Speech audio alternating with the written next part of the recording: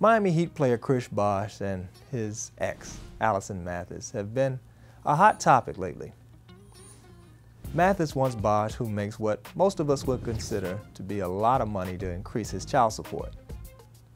The details of this case have inspired public outrage, especially when Mathis announced that she recently applied for food stamps, lost her job, and is on the verge of foreclosure. Regular Frank Love viewers know my opinion about all this talk. When it comes to other people's relationships, we're better served by following the old adage, believe half of what you see and none of what you hear. We only know what we're told, and that's not reliable information. But I do believe they could have avoided all of the drama and related expenses if they would have planned for their split before it happened.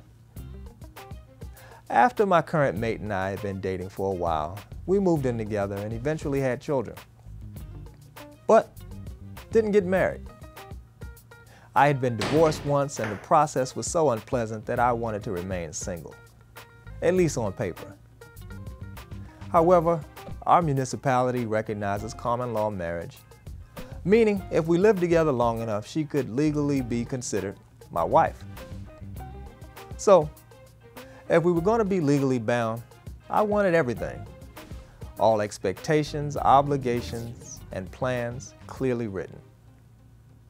And neither of us wanted the courts to ever decide what should happen with our family. We wanted to do that for ourselves in advance. One of the benefits of creating a written agreement up front is that you're making decisions when you're of sound mind, not when you're in an emotionally charged, negative place. My mate and I drafted a written agreement that covered everything from what would happen to our children in case of death or divorce, to how assets would be divided, to fidelity. Since we already had everything on paper, we went ahead and got hitched. So, when should you write your agreement? Before taking a step in your relationship that could result in the two of you becoming legally bound, like marriage or children. You figure out how to structure the conversation, but have it. Otherwise, you may end up needing the courts to dictate your relationship with your child.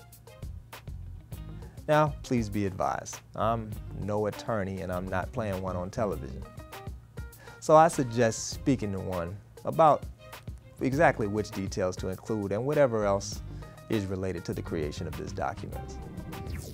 The court can ultimately modify any agreement you construct with the best interest of the child in mind, but there's value to having a starting place you can agree on. This doesn't mean that you're planning for your relationship to fail. In fact, the ability for you to sit down and iron out these issues makes a powerful statement about the likelihood you'll have a successful future together. Until next time, keep rising. This is Frank Love.